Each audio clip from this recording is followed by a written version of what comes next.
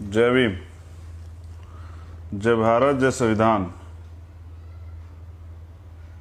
और आज का जो लाइव है वो एक महत्वपूर्ण लाइव, एक महत्वपूर्ण दिन। इतिहास में दिनों की बड़ी कीमत है, दिनों का बड़ा सम्मान है, उनको याद किया जाता है। जैसे हम अपने महापुरुषों की जयंतियाँ मनाते हैं, उनकी पुण्यतिथियाँ मनाते हैं, तो बहुजन समाज में जन्मे सभी संतों, गुरुओं, महापुरुषों को नमन करते हुए करुणा के सागर तथागत गौतम बुद्ध, संत श्रोमणी सतगुरु रविदास जी महाराज, भगवान वाल्मीकि महाराज, गुरु नानक देव, संत कबीर, गुरु घासीदास जी,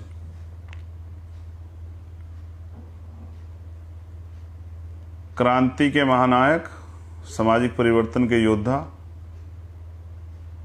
राष्ट्रपिता ज्योतिबा फूले, माँ सावित्रीबाई फूले, माँ फातिमा शेख, छत्रपति आरक्षण के जनक, कुर्मी वंशज छत्रपति साहूजी महाराज, छत्रपति शिवाजी महाराज,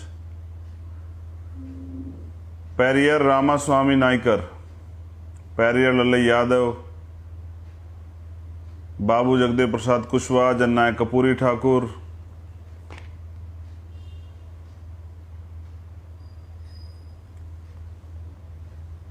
महामना रामस्वरूप वर्मा जी, आर.एल. चंदापुरी। और ये नया नाम है आर.एल. चंदापुरी, आप इनके बारे में पढ़िए, मैंने पढ़ा है। बैकवर्ड क्लास का जो नारा है, बैकवर्ड, वो बाबा साहब के साथ, बाबा साहब को जानकारी देने के लिए पहली बार इन्होंने यूज किया था। उनके साथ परम पूजनीय विश्व रत्न डॉक्टर बाबा साहब अम्बेडकर, क्योंकि आप थे तो हम हैं, मान्यवर दीना भाना वाल्मीकि साहब और मान्यवर साहब श्री काशीराम, मेरे गुरु, मेरे रहबर।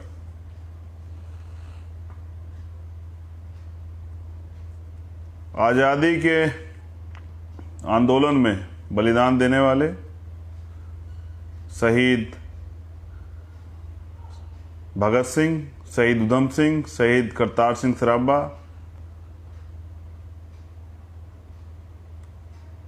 माता दिन वाल्मीकि जी, रमापति चमार जी और 1857 क्रांति के नायक धन सिंह कोतवाल गुर्जर जी, अशफाक उल्लाह खां साहब, तमाम जो आज़ादी के योद्धा हुए हैं उनको भी नमन। और आज का जो लाइव का उद्देश्य है वो यही है कि 9 मई 2017 को एक आंदोलन था और सरकार ने, प्रशासन ने उस आंदोलन में सहयोग नहीं किया। पुलिस प्रशासन ने और सरकार के लोगों ने अपराधियों को बचाने के लिए तमाम तरह के प्रयास किए और भीम आर्मी के लोगों ने आंदोलन में अग्रणी भूमिका अदा की, बहुजन समाज के लोगों ने अग्रणी भूमिका अदा की। अपराधियों को बचाने के लिए सरकार ने निर्दोषों पर मुकदमे कायम किए, जिनमें से एक मैं भी था। उसके बाद 8 जून 2017 को मेरी गिरफ्तारी हुई। 2 नवंबर 2017 को मुझे उत्तर प्रदेश के इलाहाबाद हाई कोर्ट से बेल मिल गई। मेरी जमानत याचिका स्वीकार हो गई और जमानत याचिका में लिखा गया मेरे ऑर्डर में जज साहब द्वारा कि भाई राजनीति से प्रेरित होकर झूठे मुकदमे किए गए, इन मुकदमे में कोई सच्चाई नहीं। और फिर 3 नवंबर की सुबह लगभग 4:30 बजे करीब मेरे पास एक आदेश आया कि नेशनल सिक्योरिटी एक्ट आपके ऊपर लगा दिया गया, आप 12 महीने के लिए बाउंड रहेंगे जेल में।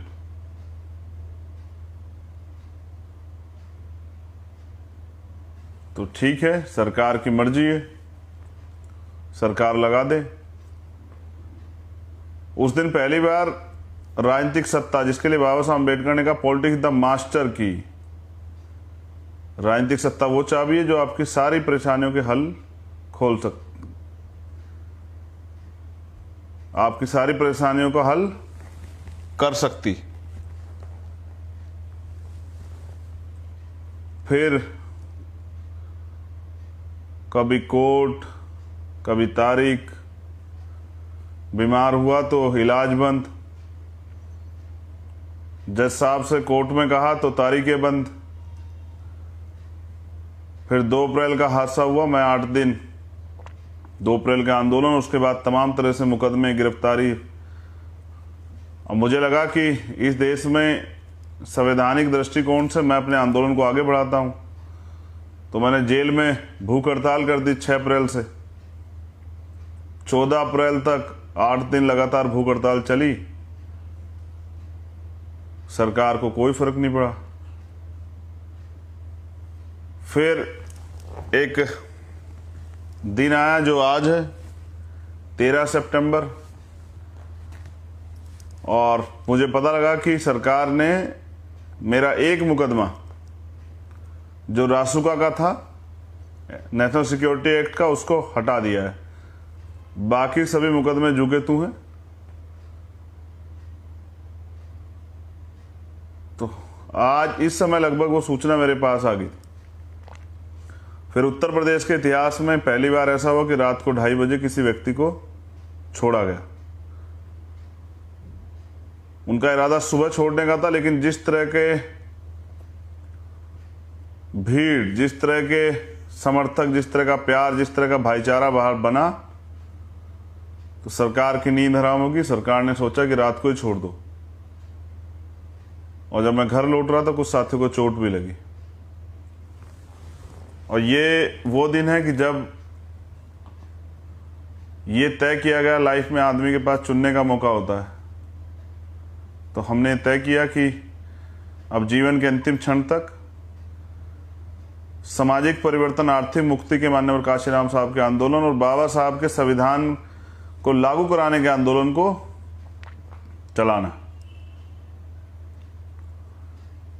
इस बीच में जब मैं जेल में रहा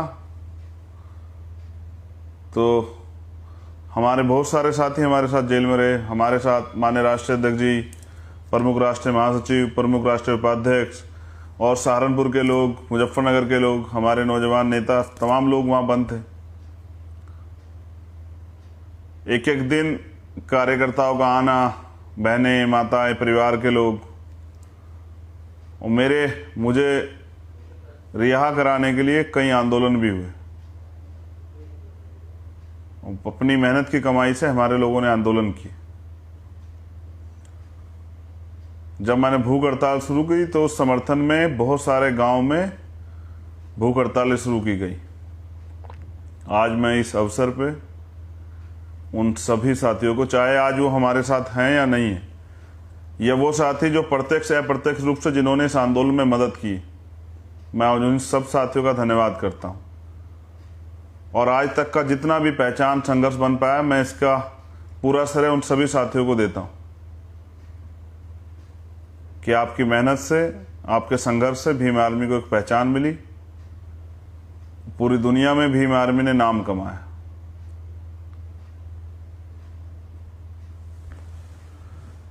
ये आंदोलन अभी अधूरा है। इससे जिस लक्ष्य के लिए इस आंदोलन को तय किया गया था, भीम आर्मी भारत एकता मिशन को, वो पूरा नहीं हुआ।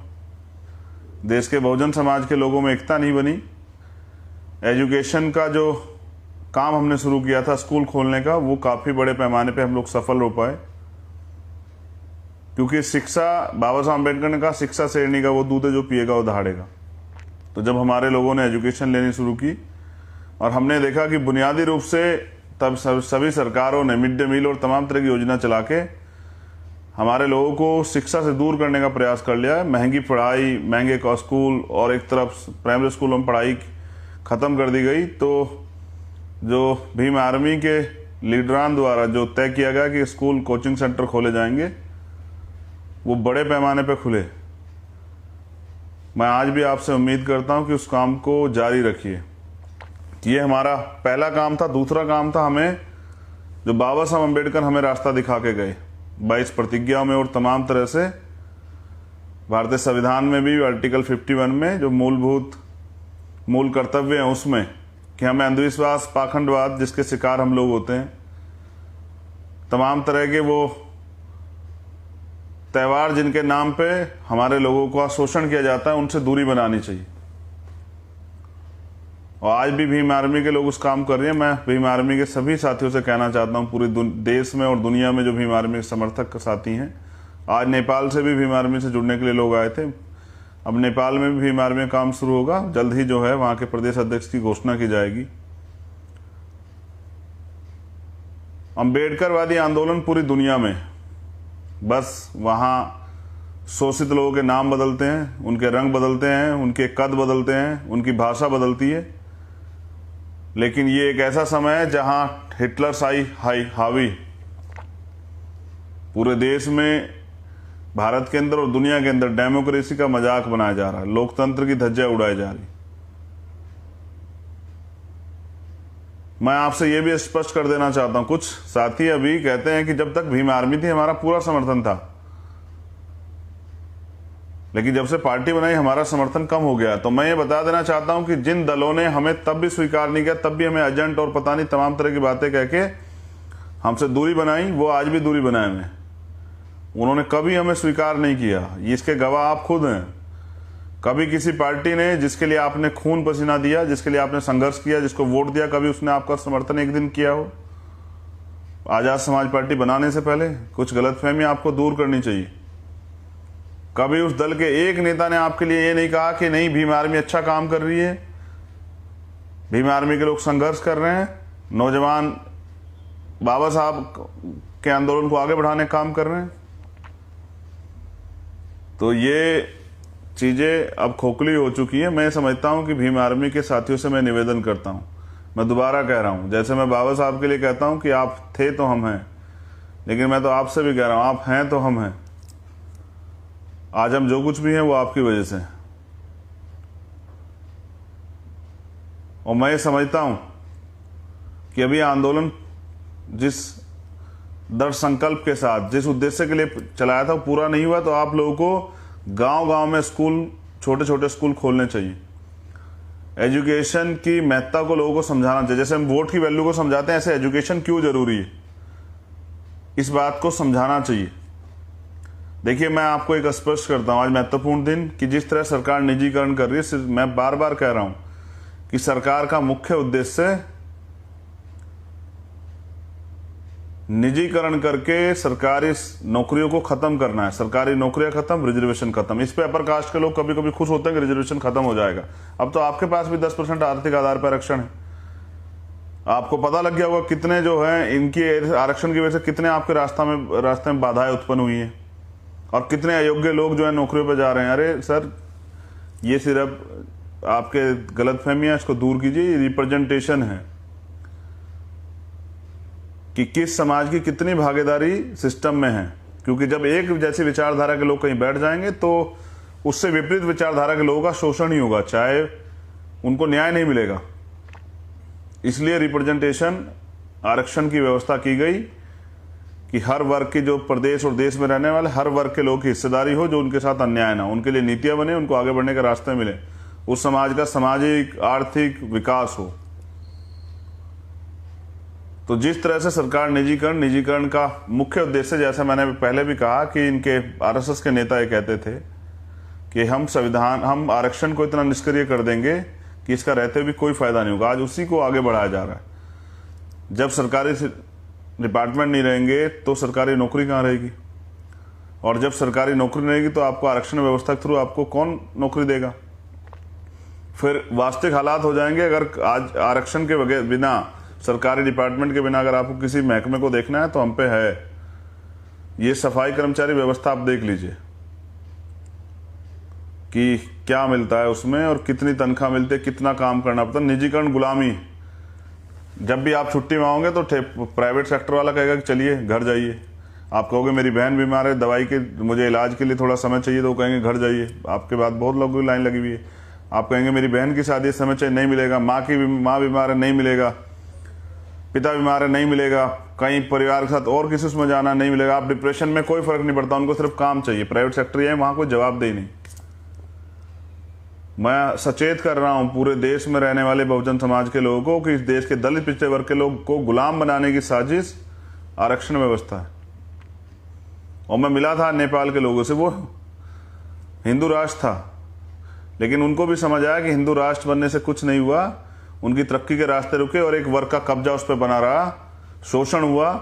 इस वजह से उन्होंने डेमोक्रेटिक वे को अपनाया और वहां पर संविधान दिया नेपाल में। लेकिन मैं आपसे कह रहा हूं कि ये तमाम तरह की चीजें, ये सब चीजों का एकमात्र उद्देश्य ये है कि दलित पिछड़े वर्ग के लोगों में जो सामाजिक आर्थिक उन्नति उनकी बनी है, राजनीतिक चेतना जो उनके अंदर आई है, वो हिस्सेदारी की लड़ाई जो लड़ने लगे हैं, तो जब भी वो हकदारी की बात करें तो उनको धर्म की चाशनी चटा के उनको घर बिठा दो। इसलिए सारे सिस्टम पे काबिज 80% आबादी, जिसको ये तथाकथित हिंदू कहते हैं, उनको कहा जाता है कि वो खतरे में। तो मैं आपसे कह रहा हूं कि भीम आर्मी के साथियों से कि पढ़ने का काम बंद ना करें। मैं आपसे फिर अपील कर रहा हूं, मैं आजाद समाज पार्टी और भीम आर्मी के सभी वर्करों से, हमारे लीडरान से अपील करता हूं, हमारे कार्यकर्ताओं से, कि बाबा साहब ने भी कहा था ना, मुझे मूर्तियों में खोजने की जरूरत नहीं, मैं किताबों में हूं। तो बाबा साहब के लिटरेचर को पढ़ें, ज्योतिबा फूले के लिटरेचर को पढ़ें, जब बाबू जगदेव प्रसाद कुशवाहा, जन्नाय कपूर ठाकुर के लिटरेचर को पढ़ें, संत गाडगे जी महाराज, पेरियर रामास्वामी नायकर को पढ़ें, नारायण गुरु को पढ़ें। हमारे महापुरुषों ने कहा एक रोटी कम खाना, अपने बच्चों को जरूर पढ़ाना। हम तो उस बात को समझते हैं, उसकी महत्ता को समझते हैं। लेकिन बाबा साहब अम्बेडकर ने वोट का अधिकार आपको इसलिए दिलाया था कि वोट की ताकत से लोकतंत्र है, जिसके पास ज्यादा वोट होगा उसका राज आ जाएगा। उन्होंने इसके साथ ये बात कही, एडल्ट फ्रेंचाइजी के साथ इन्होंने वयस्क मताधिकार का दिलाने के साथ इन्होंने, बाबा साहब ने बात कही कोर्ट की कि आज मैंने रानी का पेट काट दिया है। आज के बाद राजा जो है वो आपकी वोट से तैयार होगा, बैलेट बॉक्स से तैयार होगा। तो मैंने पहले भी कहा कि अब जो लड़ाई है ना, सीधे तौर पे ईवीएम के खिलाफ, ईवीएम से वोट की चोरी नहीं होने दी जाएगी। क्योंकि जो ये नेता लोग हैं ना, जो आप सम्मेलन वगैरह करा रहे हैं, बाद में जब चुनाव हार जाएंगे तो ईवीएम को के पास ठीकरा फोड़ के फिर घर बैठ जाएंगे। बाद में कहेंगे ईवीएम से हरा दिया गया, लेकिन अभी कुछ नहीं करेंगे। तो हम लोग ईवीएम के खिलाफ भी लड़ेंगे, हम पिछले वर्ग की जातिगत जनगणना के लिए भी लड़ेंगे। अब मैं 19 तारीख में शामिल हूंगा सरदार सेना के प्रोग्राम में, अम्बेडकर नगर, वहां की यूनिट के लोगों को मैं यही के माध्यम से बता दे रहा हूं, बाकी प्रदेश अध्यक्ष जी द्वारा बता दिया जाएगा। अम्बेडकर नगर जो पिछड़े वर्ग के हमारी सरदार सेना के जो लोग हैं, वो साथी जो हैं, वो पिछड़े वर्ग की जातिगत जनगणना के लिए प्रयास कर रहे हैं और उसके लिए वो एक रैली निकाल रहे हैं, मैं उसमें शामिल हूंगा। लेकिन अब सबसे इंपॉर्टेंट बात, हम इसलिए हैं कि आपने हमें बनाया, मगर इस समाज को हम सही रास्ता दिखा सकें। तो कुछ दिन पहले ऐसा हुआ जिसकी मुझे तकलीफ थी और ये बात मैं आपसे शेयर करना चाहता था। अम्बेडकरवाद गुलामी नहीं है, एक आग जो गुलामी स्वीकार नहीं करने देती, जो गलत अन्याय अत्याचार को बर्दाश्त नहीं करती, जो स्वाभिमान से समझौता नहीं करती।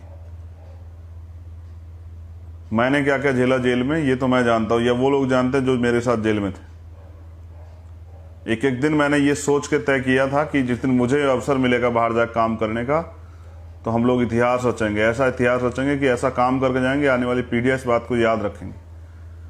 हमसे बाबा साहब नाराज नहीं होंगे, हमसे काशीराम साहब नाराज नहीं होंगे, हमसे मान्यवर दीननाथ वाल्मीकि नाराज नहीं होंगे। वो ये नहीं कहेंगे कि जैसे बाबा साहब ने 18 मार्च 1956 को कहा था ना आगरा में कि मुझे मेरे पढ़े लिखे लोगों ने धोखा दिया, और उन्होंने कहा था मैं इस कारवा को बड़ी मुश्किल से यहाँ तक लेके आया हूँ, अगर आप इसको आगे नहीं ले जा सकते उसको पीछे मत जाने देना। तो हमसे बाबा साहब का जो कर्ज हमारे ऊपर है, जो हमारे रहबरों का, महापुरुषों कर्ज हमारे ऊपर है, वो हमसे नाराज नहीं होंगे। क्योंकि हम अपने जीवन का एक एक मिनट जो है, जितना हो सके उतना उस आंदोलन को दे रहे हैं, उस आंदोलन को जिंदा रखे हुए हैं। हमने घुटने नहीं टेके अभी। ये लड़ाई 15 बनाम 85 की है और 85% बहुजन समाज इस देश में राज करेगा। बाबा साहब अम्बेडकर का सपना पूरा होगा, काशीराम साहब का सपना पूरा होगा। लेकिन एक सामाजिक अपील आप तमाम लोगों से, स्पेशली दलित वर्ग के लोगों से, कि हमारे यहाँ एक कार्य होता है कि अगर परिवार में किसी की डेथ हो जाए, जैसे पिताजी की, माँ की या दादाजी की, दादी, तो उनकी एक रस्म है कि 13वीं होती है उनकी। पहले ये बड़ी जाति के, बड़ी जो अमीर लोग थे वो लोग किया करते थे, या बड़ी जाति के लोगों में होता, जिनको तथाकथित बड़ी जातियाँ कहा जाता है, वो लोग करते थे। आज हमारे लोगों ने उसको एक्सेप्ट कर लिया है। और बुरा ये है कि करते क्या है, पहले जब डेथ होती है उस दिन जाते हैं, फिर 3 दिन बाद तीजा होता है तब जाते हैं, फिर 13वीं होते हैं तब जाते हैं। मैं आपसे अपील करता हूं कि मृत्यु भोज पे पाबंदी लगनी चाहिए। और ये आप अगर ये सोचेंगे कि चलिए कोई और बंद करेगा, तो मैं समझता हूं, आपका भाई होने के नाते मैं आपसे अपील करता हूं, और मैं कोई गलत अपील नहीं करता हूं, समाज को ये बुराइयां छोड़नी चाहिए। एक तो किसी के घर में डेथ होगी, उनका परिवार का, उनका चाहने वाला व्यक्ति चला गया, फिर समाज का ये प्रेशर कि वो लोग उसकी अंतिम संस्कार के बाद 13 दिन बाद या 3 दिन बाद खाना करें और ये सब चीज़ें करें, और एक बड़ी भीड़ जाए। तो हमारी गुलामी का एक सबसे बड़ा कारण ये भी है, तमाम तरह के जो पाखंडवाद को हमने स्वीकार किया हुआ। जितना पैसा हम पूरे साल में बचाते हैं, वही पैसा हम तमाम तरह के झूठे और पाखंडवादी त्यौहार पे खर्च कर देते हैं। और फिर हमारी हालत वही बन रहती है। फिर बच्चे को अगर बीमार हो जाए तो उधार लो, बेटी की शादी करनी उधार लो, मकान का किराया चुकाना उधार लो, कोई और सामान लेना उधार लो, मेहमान आ जाए तो उधार लो, और अगर ऐसा भी कोई काम करना है 13वीं टाइप का, उसमें भी उधार लो, फिर वो साहूकार का उधार उतारते रहो। हमारी गरीबी का एक मुख्य कारण ये भी कि हमने अपने महापुरुषों को पढ़ा ही नहीं। हमारे सभी रहबरों ने, चाहे वो सदगुरु रविदास जी महाराज, उन सब लोगों ने कहा, आप सबकी प्रायोरिटी यही थी कि अंधविश्वास पाखंडवाद को छोड़ा जाए। सदगुरु रविदास जी महाराज के लिए मैं पहले भी कह चुका हूं कि यूएनओ के चार्टर में है, ऐसा चाहूं राज में जो बिले सब नुअन, छोट बड़े सब सम बसे, रविदास रहे प्रसन्न। ऐसा राज जिसमें कोई गम ना हो, भय ना हो, लूटपाट ना हो, कोई चोरी चकारी ना हो, किसी को कपड़े की, किसी को रोटी, किसी तरह की समस्या, सबके सर पे छत हो, प्रेम भाईचारा बने। ऐसा राज जो संविधान में लिखे गए, जो बेगमपुरा राज जो बाबा साहब ने संविधान में लिखा, सबको बराबरी के अधिकार दिए, भाईचारा बनाया। और वो ये भी कहता है, मैं पंजाब जाता हूं तो वहां ये बहुत बार कहा जाता है, सत्संगत मिल रही है माधु जैसे मधुमक्खीरा, कि ऐसे मिलकर रहना जैसे मधुमक्खी रहती हैं, कि अगर एक पे कोई हमला कर दे तो पूरा झुंड उनकी तरफ चल पड़ता है, ताकत बने में। लेकिन एकजुट तो नहीं होते। मेरा तो प्रयास रहता है सभी संगठनों से बात करके उनको एकजुट करने का, कि वो लोग एकजुट हो जाएं। तो मेरी ये रिक्वेस्ट है, मैं वास्तविक मुद्दे पर दोबारा आता हूं। भीम आर्मी के लोगों से, आजाद समाज पार्टी के लोगों से, देखो तमाम लोग बंद कर रहे हैं। जाट समाज ने बंद कर दिया, गुर्जर समाज ने बंद कर दिया, सैनी समाज ने बंद कर दिया, पटेल कुशवाहा समाज ने, मौर्य समाज ने, प्रजापति पाल समाज ने, ये जो बहुजन समाज है इन लोगों ने कर दिया। अब तो उच्च जाति के लोग जो खुद तथाकथित हैं वो भी बंद कर रहे हैं, वो भी इसको गलत मान रहे हैं। मैं आपसे रिक्वेस्ट करता हूं, नौजवान साथियों से मेरी अपील है कि मृत्यु भोज को आप अस्वीकार करें, उसको त्यागें। मेरी तो बहुत सारी अपील है आपसे। दहेज और तमाम तरह की चीज़ें, इनको बंद करें। समाज में अव्यवस्था फैल रही है। हम लोग वो सीख रहे हैं जो दूसरे लोगों का काम था, जिसके परिणाम अंत बुरे होते हैं, जबकि हमें वो सीखना है जो हमारे रहबर लिख कर गए हैं, बता कर गए हैं। मैं आपसे अपील करता हूं, एक ही दिन जाया करें जिस दिन डेथ हो, और खाली दुख का समय पानी पी के चले आया करें। तीसरे दिन बाद तीजा करने की और फिर 10-13 दिन बाद 13वीं करने की कोई जरूरत नहीं है। और अगर कुछ ऐसा आपको इस तरह का आपने कुछ किया भी है तो उसमें विचार गोष्ठी किया कीजिए। समाज की तरक्की के रास्ते कैसे खुलें, एक दूसरे के दुख सुख को जानने का मौका मिले, जो परेशानियां, जो बुनियादी रूप से परेशानियां हमारे सामने, उन पर चर्चा हो। समाज में सामाजिक चेतना बढ़े, राजनीतिक चेतना, आर्थिक चेतना बढ़े। हम लोग तरक्की के रास्ते पे कैसे आए, परिवर्तन कैसे हो, इस पर हम लोगों को चर्चा करनी चाहिए। और फिर हमारे लोग वहां खूब शराब पीते हैं, तो एक तो व्यक्ति चला गया, ये नुकसान, फिर आर्थिक नुकसान, फिर जो लोग आ रहे हैं वो 10-10, हमारे यहाँ तो बड़ा वो है देहात क्षेत्र में कि 10-10 महिलाएं आती है कि गांव से। मैं अपनी बहनों से भी कहना चाहता हूं, तो आप क्या उसको जिंदा कर देंगे जो चला गया है जाके? तो फिर ये क्यों? इसको रोकिए, एक आदमी जाए कीजिए दूसरे, और अगर कोई जाता भी है तो वो जो, और एक इम्पोर्टेंट, ये बहुत जरूरी है, जैसे किसी की डेथ होती तो हम लोग लेके जाते हैं एक कपड़ा जिसको कफन कहा जाता है, और वो उनके ऊपर हो गया, बाद में क्या होता है उस कपड़े का एक बड़ा ढेर लग जाता है, देखिए मेरा काम जो है ना, राजनीति से ज़्यादा मेरी राजनीति यही है कि मैं समाज को सही दिशा दिखाऊं। तो वो कपड़ा मैंने और अध्यक्ष जी हमने एक दिन साथ थे और हमने इस पर चर्चा की अपने सभी साथियों से कि वो कपड़ा क्या होता है, बाद में वो कपड़ा जला दिया जाता है। तो जब पत्थर की मूर्ति कुछ नहीं दे सकती तो मैं वास्तविक उस पर ले जा रहा हूं कि वो कपड़ा क्यों ले जाते हैं आप लोग। अगर आपको कुछ करना ही है तो जो 100-200 रुपये कपड़ा आप लेके जाते हैं, जो फिर जलता ही खराब होता है, उसको उस परिवार को, जो पीड़ित परिवार है, उनको दे दें आप। उनकी तरक्की, उनके लिए कुछ आर्थिक मदद हो जाएगी। लेकिन वो इतना कपड़ा ले जाना, 100-200 कपड़े और ले जाके और फिर बाद में वो उनके ऊपर रख देना और बाद में वो उसको सिर्फ जला देना, इससे आपका क्या फायदा हो रहा। जो जिनकी दुकान है उनका तो बिक रहा है कपड़ा, लेकिन आपका क्या फायदा हो रहा है। और वो क्या अपने साथ ले जा रहे हैं। यहाँ तो जैसे आदमी आता है वैसे चला जाता है। तो मेरी आपसे 2 अपील इंपॉर्टेंट हैं। पहली, जब आप किसी के यहाँ जाएं तो जो आपसे बन पड़े उस परिवार की मदद कर दें, इससे आर्थिक संसाधन, आर्थिक उनको सहायता होगी। किसी को कोई कपड़ा ना ले जाएं, बिल्कुल ना ले जाएं। सेकंड, ये मृत्यु भोज को त्यागें, इस पर चर्चाएं करें, गांव-गांव मीटिंग करें, उनसे बताएं सब चीज़ें। ये आर्थिक नुकसान अपने लोगों का ना करें। वैसे ही सरकार ने रोजगार नहीं दिया है, आर्थिक स्थिति कमज़ोर हो रही है, तमाम तरह की परेशानियां। तो मेरी आपसे ये निवेदन कि दूसरे लोगों से सीख लें, कम खर्चे पे सब चीज़ें करें, शादी ब्याह भी और इस तरह की चीज़ें भी। ये तमाम तरह का गलत जो है दबाव ना बनाया जाए समाज की, और ये नाक का सवाल बना के किसी को कर्जे में ना डुबाया जाए।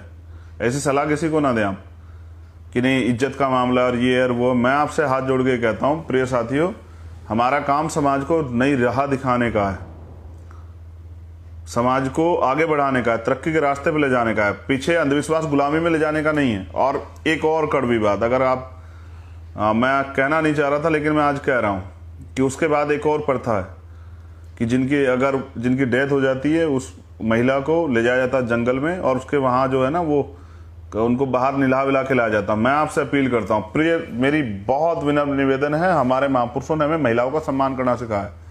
इन सब कुरीतियों को त्यागिए, जो कुछ करना है अपने घर में कीजिए। ये अपमान है, माँ बहनों के सम्मान की लड़ाई लड़ते हैं। और ये क्या है, अगर आप अम्बेडकरवादी हैं, आप रैदासवादी हैं, आप कबीरवादी हैं, नानकवादी हैं, तो आप क्या कर रहे हैं। ये अंधविश्वास ही तो है कि आप जंगल ले जा रहे हैं। ये क्या है। भीम आर्मी इसीलिए तैयार की गई थी कि वो गांव-गांव जाके अपने बहुजन समाज के लोगों से कुरीतिया पाखंडवाद को खत्म कराएं, लोगों को समझाएं। इसलिए नहीं की गई थी। लेकिन ये तो उस दिन की एक घटना ने मेरा पूरा दिमाग हिला दिया कि भाई पहले इतना आर्थिक नुकसान कि जा रहे हैं कपड़ा वपड़ा लेके और फिर वो कपड़ा ख़राब हो जा रहा है, फिर उसके बाद दूसरा उनसे तीजे तेरहवीं और ये सब चीज़ें, और फिर वो महिला जो हमारे परिवार की, जिसको हम सम्मान से देखते हैं, जिसके लिए हम तमाम तरह से सम्मान की लड़ाई लड़ते हैं, उसको जंगल भेजेंगे कि जय वहाँ कपड़े वपड़े नहा के आइए चेंज करके। मेरी आपसे विनम्र निवेदन है कि अगर आप मुझ में विश्वास रखते हैं और ये मानते हैं कि हम सब लोग बाबा साहब अम्बेडकर और मान्यवर काशीराम साहब और अपने महापुरुषों के अंदर को आगे बढ़ा रहे हैं, तो ये तमाम तरह कुरीतियों को त्यागिए। रेप में जब रेप होता है ना तो बच्चों की गलतियां नहीं होती है। जो लोग ये तर्क देते हैं कि महिलाओं ने छोटे कपड़े पहने इसलिए रेप हुआ, रेप इसलिए होता है कि आपके यहाँ गंदगी भरी हुई है, आप मानसिक रूप से अस्वस्थ हैं, गुलाम। महिलाओं की गलतियों से रेप नहीं होते हैं। 6 साल की बच्ची के कपड़ों से रेप नहीं होते हैं। ये दरिंदगी ये यहाँ घुसी होती है, इससे रेप होते हैं। ये जो महिलाओं को 2म दर्जे का नागरिक और सिर्फ जो है ना अपनी स्वार्थ की पूरा करने की सामान जो आप लोगों ने समझा, इसकी वजह से होता है। हम सबके घर में बहन बेटियां हैं। मैं अभी बात कर रहा था, एक मामला हुआ है बिजनौर में, मैं उनके परिवार से बात कर रहा था कल। एक मामला हुआ है महाराष्ट्र में, उसमें साकानाकी में। मैंने आज उनसे भी, आई से भी बात की। ये जो रेप हत्या पूरे देश में होती हैं, तो ये करने वाले लोगों की गलती है, वो अपराधी हैं। और सहना उस बच्ची को पड़ता है जिसके साथ होता है, उसको लोग गलत निगाह से देखते हैं। वो उसको समाज में आंख झुका के चलना चाहिए, जलना उसे चाहिए जिसने ये दरिंदगी की है। क्योंकि सबके घर में बहन बेटियां। मैं तो आपसे ये निवेदन करूंगा कि एक नई सोच के साथ और बहन बेटियों माताओं के सम्मान के साथ देश में रहने वाली प्रत्येक महिला, किसी जाति धर्म की, उसके सम्मान की रक्षा करना ही एक पुरुष का दायित्व है, कर्तव्य है। लेकिन ये भेड़िए कौन है जो ये सब चीज़ें कर रहे हैं? तो ये भी ऐसे ही मानसिक बीमारी से ग्रसित लोग हैं। मेरा आपसे निवेदन है, कुरीतियों को त्यागें। आज मैं लगभग 16 महीने बाद अपने परिवार के बीच पहुंचा था, अपने समाज के बीच पहुंचा था। मैंने भी खुली हवा में सांस ली थी। 16 महीने तन्हाई में बंद रहा, तमाम तरह की मानसिक और परेशानियां झेली। जब जेल गया था उससे पहले कोई बीमारी नहीं थी। जेल में रहते तमाम तरह की बीमारियों से ग्रसित हुआ, लेकिन संघर्ष आज भी जारी है। विश्वास कीजिए, जेलों तो उसके बाद मैंने तिहाड़ भी काटी है 2-2 बार। जब दिल्ली में सतगुरु रविदास जी महाराज का गुरु घर तोड़ दिया गया तो हम 66 दिन जेल में रहे थे। नहीं झुके हम लोग, हमने जीती वो लड़ाई। और जब CNPR NRC में देश में मुसलमान भाइयों के खिलाफ एक माहौल बना जा रहा था, कोई साथ नहीं खोड़ा, तब हम जमा मस्जिद से हमें अरेस्ट किया गया और तब लगभग 27 दिन में जेल में रहा। इनसे फर्क नहीं पड़ता, ये आंदोलन। मैं तो जिनको नेता मानता हूं, मान्यवर साहब श्री काशीराम, वो तो शराब बंद कराने के लिए, शराब की भट्टिया को बंद कराने बरेली जेल में रहे और पूरे देश में उन्होंने संगठन के लोगों से गिरफ्तारी दिलवाई। हमारा असली उद्देश्य सत्ता नहीं है। सत्ता को साधन बना के हमारे महापुरुषों ने कहा कि हमें व्यवस्था परिवर्तन करना है। इस देश में समता, समानता, बंधुत्व, भाईचारा, समता मूलक समाज की स्थापना और भारतीय संविधान को पूर्ण रूप से लागू कराने की जिम्मेदारी हम लोगों पर है। तो मैं आपका आभार प्रकट करता हूं, मगर मैंने आपसे निवेदन की है, पहली, कपड़ा ना ले जाएं, दूसरी, मृत्यु बहुत त्यागें, और तीसरी, नौजवानों से मैं कहना चाहता हूं, अपनी बहन बेटियों को बाहर ना भेजें सर, बिल्कुल ना भेजें। उनके सम्मान की सुरक्षा करें। ये अंधविश्वास, पाखंडवाद नहीं होता। मैं तभी तो कहता हूं, मैं नकार देता हूं उनको जिनसे आप रोज जो हैं दोनों हाथ फैला के जो है मांगते हैं कि ये दे दीजिए, वो दे दीजिए, कि जो अपने द्वारा निर्मित बच्चियों की रक्षा नहीं कर पाते, जो उनके चिल्लाने पे, जब उनके साथ अन्याय अत्याचार होता है, दुर्भावना होती है, उनके साथ वो पीड़ित होते हैं, उनका अपमान किया, जो उनकी मदद नहीं कर सकते, वो मुझे नहीं लगता किसी की मदद कर पाएंगे। तो मैं किसी धर्म की आलोचना नहीं करता, क्योंकि भारतीय संविधान का आर्टिकल 25-26 की इजाजत नहीं देता, वो सभी को धार्मिक स्वतंत्रता देता है, लेकिन हमारा एक ही धर्म है, वो है इंसानियत। और अगर आपको किसी इंसान के दुख तकलीफ पे, उसको दुख में देख के तकलीफ नहीं हो रही, तो आप भी जानवर से कम नहीं।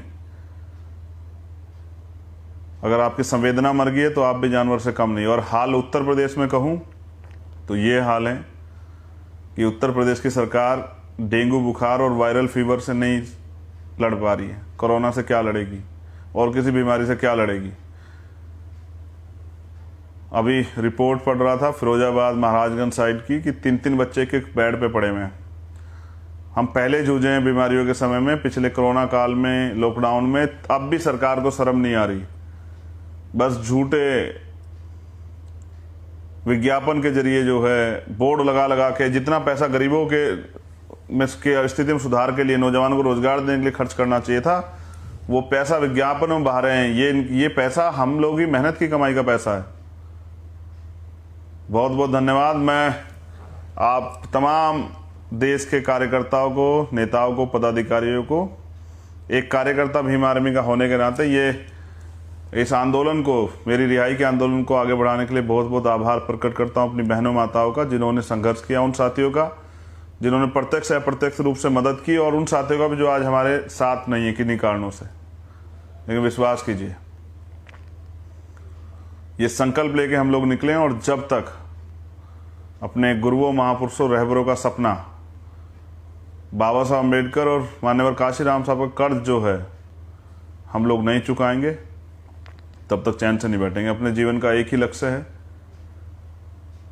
कि किसी भी कीमत पे अपने महापुरुषों का सपना पूरा करके अपने देश को गौरवान्वित करना है, दुनिया में अपने देश का मान बढ़ाना है, अपने प्रदेश का मान बढ़ाना है। अपने प्रदेश में रहने वाले नौजवान भाइयों के लिए, बहनों के लिए रोजगार की व्यवस्था करनी है, उनके लिए अच्छे इलाज के लिए अस्पतालों की व्यवस्था करनी है, उनके लिए पढ़ाई के लिए स्कूलों की व्यवस्था करनी है, उनके लिए रोटी कपड़ा मकान की व्यवस्था करनी है, उनको आगे बढ़ने के लिए, तरक्की के रास्ते के लिए तमाम तरह से, चाहे बिजनेस या व्यापार या कुछ भी, लोन, तमाम तरह की चीज़ों के अवसर प्रदान करके अब इस देश के, इस प्रदेश के पहले उत्तर प्रदेश में बहुजन समाज के लोगों के जीवन में और फिर देश के अंदर ये आरएसएस भाजपा के लोगों को सत्ता से बेदखल करके यहाँ बहुजनों का राज स्थापित करना है। तो काशीराम साहब कहते थे कि नोटों वाला हारेगा, वोटों वाला जीतेगा। तो अब ईवीएम और तमाम तरह की जो चोरियां वोटों की जा रही है, उनके खिलाफ भी आंदोलन अब स्टार्ट होगा। आप लोग तैयार हो जाइए। जय भीम, जय भारत, जय संविधान और भीम आर्मी जिंदाबाद, आज़ाद समाज पार्टी जिंदाबाद। भीम आर्मी के कार्यकर्ता साथियों को धन्यवाद। आज़ाद समाज पार्टी के लोग मेहनत कर रहे हैं, संघर्ष कर रहे हैं, उनको भी धन्यवाद। लेकिन इस आखिरी मौका है इस अपने प्रदेश को बचाने का।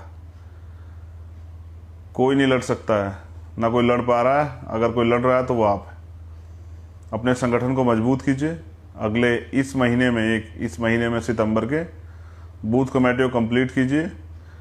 मजबूत साथियों को, मेहनती साथियों को, ईमानदार साथियों को चुनाव में लड़ने का मौका दीजिए।